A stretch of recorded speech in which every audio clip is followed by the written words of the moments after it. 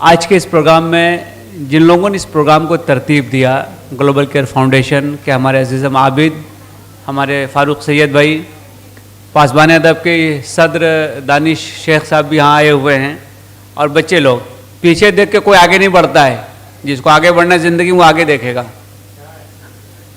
तो अब सारे बच्चे इधर देखें। अभी तुम लोग जिस उम्र में हो ना, ये उम्र बड़ा मुश्किल का वक्त है।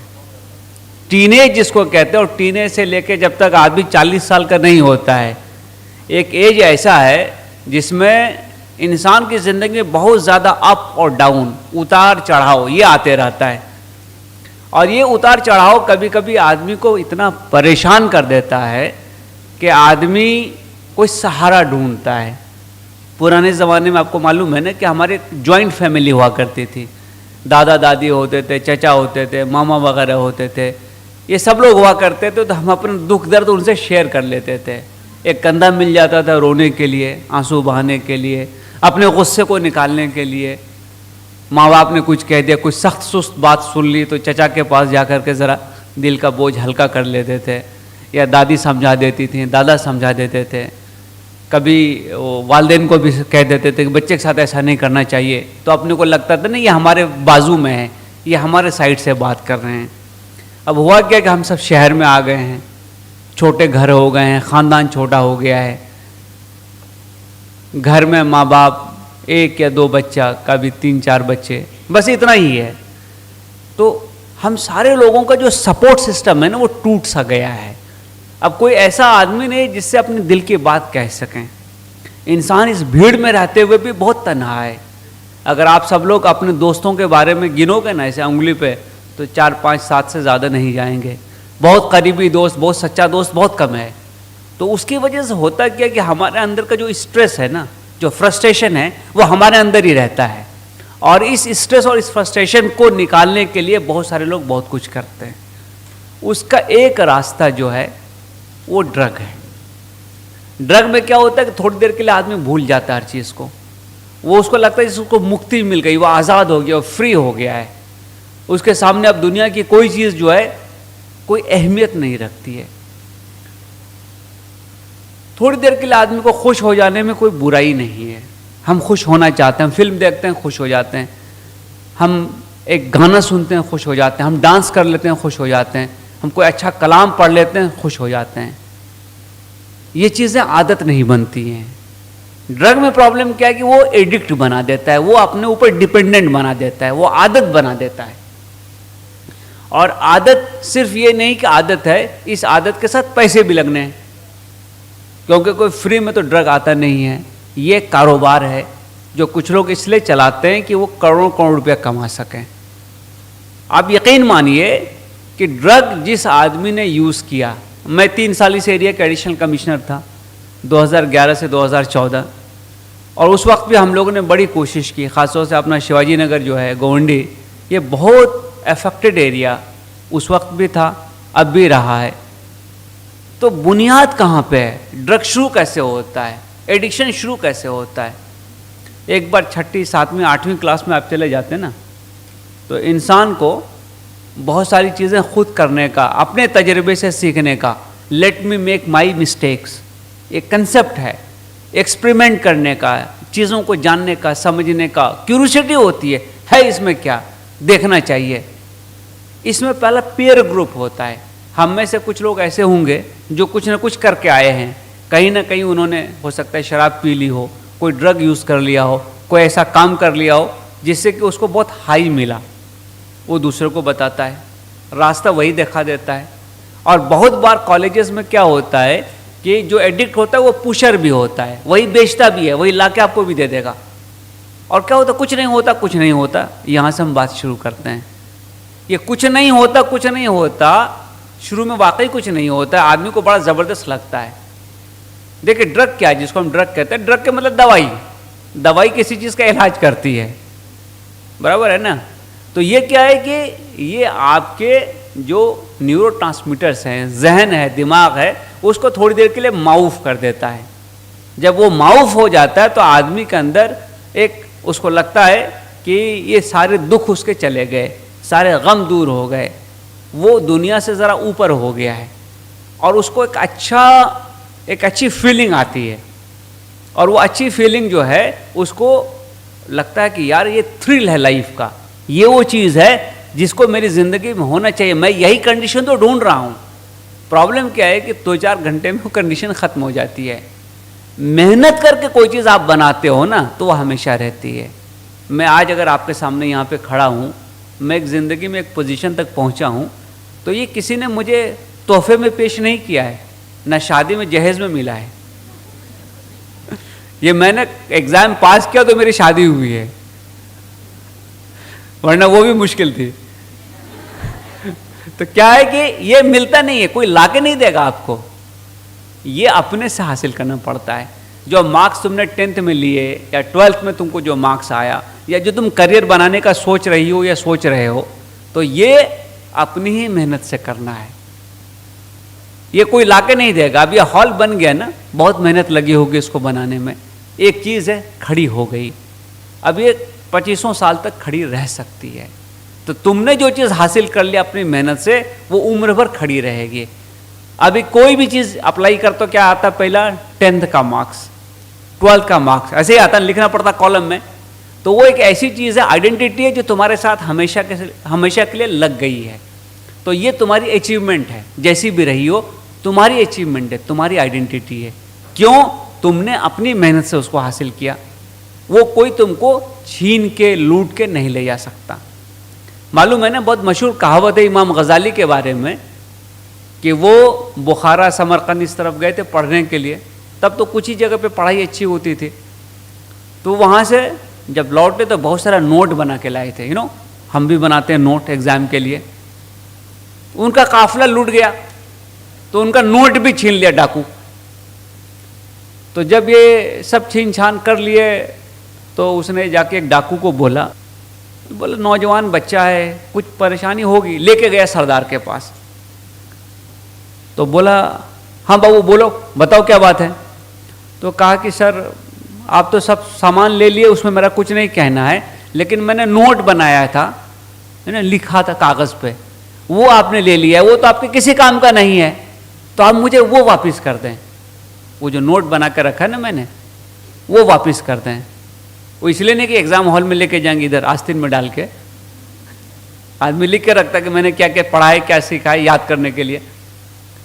تو اس نے دیکھا وہ ڈاکو کے سردار نے, اور کہا کہ بیٹا وہ علم کس کام کا ہے جو کوئی ڈاکو تم سے لوٹ لے. علم تو وہ حاصل کرو نا جو کوئی ڈاکو تم سے کبھی نہ لوٹ سکے. تو کیا ہے, زندگی میں کامیابی کون سی حاصل کرنی ہے, جو کوئی ڈاکو, کوئی چور, کوئی اچکا تم سے لے کے نہیں جا سکے.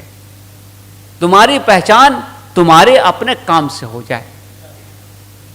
اب آپ کے سامنے میں کھڑا ہوں نا, ابھی فاروق بھائی میرا انٹروڈکشن کر رہے تھے, تعارف کر رہے تھے. IPS آفیسر ہیں. یہ IPS کیا چیز ہے, یہ 3 لیٹر نہیں ہے, یہ 25 سال کی محنت ہے.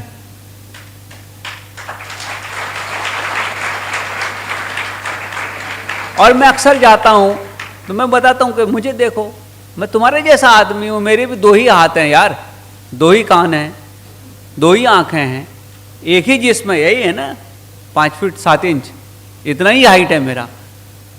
تو میں تمہارے جیسا ایک آدمی ہوں, لیکن میں یہاں کیسے پہنچا, کیونکہ میں نے جو راستہ اپنے لیے چنا وہ راستہ محنت کا راستہ تھا, وہ راستہ مثبت سمت میں جانے کا راستہ تھا. ہمارے ساتھ بہت سارے لوگ تھے جو کہیں بہت پیچھے چھوٹ گئے, وہ نہیں پہنچ سکے. وجہ کیا ہے کہ انہوں نے کون سا راستہ چنا. ہم لوگوں نے بہت قریب کے لوگوں میں دیکھا ہے کہ جنہوں نے نگیٹو راستہ چن لیا, منفی چن لیا, ان کا انجام کیا ہوتا ہے. ایڈکشن کی سب سے بڑی پرابلم کیا ہے کہ اس کا ایک وڈرال سمٹم ہوتا ہے. آپ کو عادت ہو جائے, یہ عادت کھانے میں نہیں لگتی. کسی کو اگر چکن یا مٹن بہت پسند ہے نا, تو ایسا نہیں کہ دن بھر مٹن کھاتا رہے گا, تھوڑا دیر کھا لیتا ہے پیٹ بھر جاتا ہے. ابھی بقرعید میں سب نے بہت سارا کھانا کھایا ہوگا نا, 3-4 دن سبزی, ابھی نہیں کھانا مٹن, سبزی کھانا ہے ابھی. کیوں؟ اکتا جاتا ہے.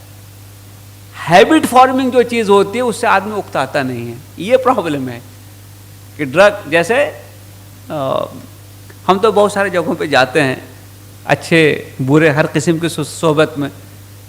اب بہت لوگوں کو شراب پینے کی عادت ہوتی ہے. لوگوں نے بڑی کوشش کی کہ ہم بھی سدھر جائیں، آپ بھی سدھر نہیں پایا میں ابھی تک. تو میں شراب پیتا نہیں. لیکر بھی ایڈکٹیو ہے.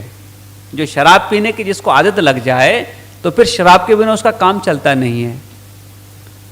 تو کہتے ہیں ابھی تک شروع نہیں کیا. اب تو عمر کے اس پڑاؤ میں ہم آ گئے کہ اب ریٹائرمنٹ کی دن دیکھ رہے ہیں. 10 سال میں ریٹائرمنٹ ہو جائے گا میرا، 60 سال کا ہو جاؤں گا میں. شروع نہیں کیا. تو میں بولتا ہوں میں بگڑا ہوا آدمی ہوں، مجھے اچھی چیزیں جلدی سوٹ نہیں کرتی ہیں. تو میں بھائی تو نہیں، میرے کہنے سے شروع کرو. ہم نے کہا اگر دوستی اپنی اتنی پکی ہے تو میرے کہنے سے تم چھوڑ کیوں نہیں دیتے؟ بھائی تو بات تو برابر کی ہوگی نا، بات برابر کی ہوگی. تمہارے کہنے سے اگر میں شروع کروں تو میرے کہنے سے تم چھوڑ بھی سکتے ہو. تو وہاں کی دوستی ٹوٹ جاتی ہے. تو کیا ہے کہ اپنے ہاتھ میں ریفیوز کرنا، ٹو سے نو. کیونکہ یہ چیزیں ملیں گے.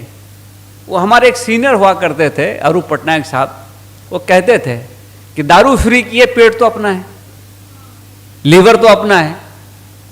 تو کیا ہے کہ چیزیں مل جاتی ہیں زندگی میں. ہو سکتا ہے کوئی فری میں بھی دے دے. مجھے یہ سوچنا ہے کہ کیا میں نے یہاں پہ ہاں بولنا ہے.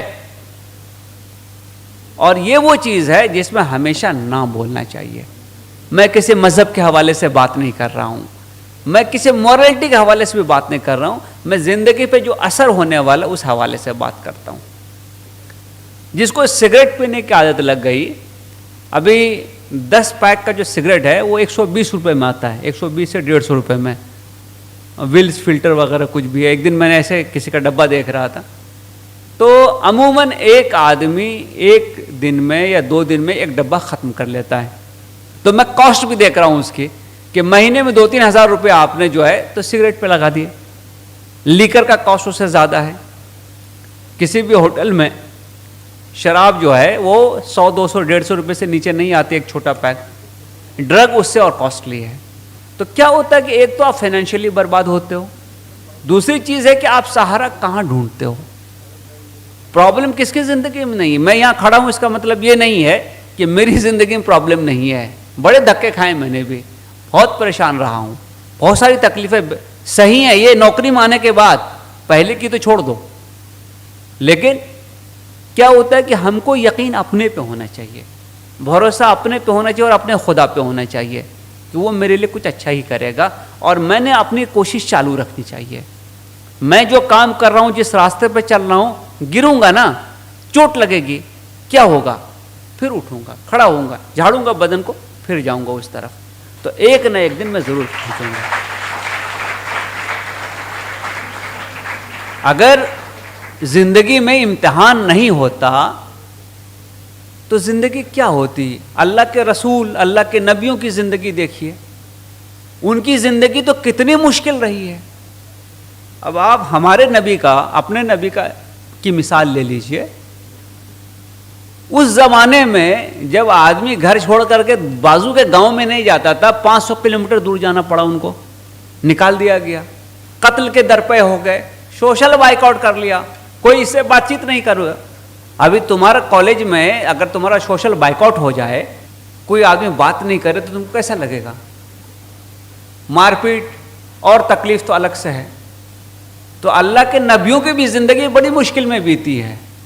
تو جب ان کی زندگی مشکل میں بیتی تو ہم کون سے کھیت کے مولی ہیں بھائی؟ ہماری لائف میں بھی پرابلم آئے گا، ہم بھی ڈانٹ سنیں گے، ہم بھی گریں گے، ہمارے ساتھ بھی دھوکہ ہوگا. کیا ہوتا ہے؟ دھوکہ کس چیز میں ہوگا؟ یہی سننا چاہ رہا تھا. ہاں، پیار میں دھوکہ ہو جائے گا. تو جب پیار میں دھوکہ ہوگا تو اس کا علاج کیا ہے؟ نشہ نہیں ہے اس کا علاج، کہ دیوداس نہیں بننا اپنے کو. اپنے کو دیوداس نہیں بننا ہے، اپنے کو دوسرا سا ڈھونڈنا ہے. اس سے بہتر کیا ہے وہ؟ اور یقین رکھو اس سے بہتر ہی کچھ نہ کچھ ملے گا. تو ایسا ہے کہ جب بھی کوئی جھٹکا لگے زندگی میں, پیار ایک ایگزامپل ہے, انٹرویو میں گئے, نوکری کے ریجیکٹ ہو گئے, لڑکے والے دیکھنے کے لیے آئے, ناپسند کر کے گئے, ہوتا ہے نا, 4 نقص نکال کے گئے, ایسا ہے, شکل ایسی ہے, صورت ایسی ہے, ناک ایسی ہے, آنکھ ایسی ہے, چائے صحیح نہیں بنایا تھا, چلنے کا طریقہ صحیح نہیں تھا, دوپٹہ یہاں نہیں تھا, ہوتا ہے. اس کا اپنے پہ لوڈ نہیں لینے کا. جو بدن جھاڑ کے کھڑا ہو جاتا ہے نا, وہی زندگی میں بہت دور تک آگے جاتا ہے. یا جو بہت نازک مزاج ہوتے ہیں نا, وہ بہت تکلیف میں رہتے ہیں. دنیا میں کس کس سے لڑو گے؟ ہم تو پڑوسی سے نہیں لڑ سکتے یار, وہ اپنا پانی ہمارے گھر کے سامنے چھوڑ دیتا ہے, کچرا اپنا لا کے ڈال دیتا ہے, خاموش ہو کے چلتے ہیں. اسکول کالج جاتے ہیں, 1000 ایسے ایسے بیوقوف لوگ ملتے ہیں, کیا کریں گے؟ تو ہم کو ذرا چمڑی اپنی موٹی کرنی پڑے گی تاکہ ہم ترنت دکھی نہ ہو جائیں, دیوداس نہ بن جائیں. تو یہ جو اویئرنیس ہے نا, ڈرگ کا پہلا کال جو ہوتا ہے وہ اندر سے آتا ہے, اور لوگ پیر گروپ کے لوگ ہوتے ہیں, آس پاس کے لوگ ہوتے ہیں, دوست ہوتے ہیں, ارے کر لو کیا فرق پڑتا ہے. یہ کر لو کیا فرق پڑتا ہے نا, یہیں سے بنیاد شروع ہوتی ہے. تو وہ فرق پڑنے نہیں دینا ہے. میں اتنی سالوں میں نہیں سدھر سکا, لوگ مجھے بگڑا ہوا آفیسر سمجھتے ہیں. کیوں؟ کیونکہ میں اپنے کنوکشن پہ ہوں. مجھے معلوم ہے کہ یہ چیز میرے لیے صحیح نہیں ہے, مجھے معلوم ہے کہ یہ چیز میرے بچوں کے لیے صحیح نہیں ہے. اگر میں شراب پیوں گا تو میں اپنے بچوں کو کیسے روکوں گا؟ اگر میں ڈرگس لوں گا تو میں اپنے چھوٹے بھائی کو کیسے بولوں گا کہ تم مت لو؟ اگر میں ایک نالائقی کر رہا ہوں تو میں دوسروں کو کیسے بولوں گا کہ تم مت کرو؟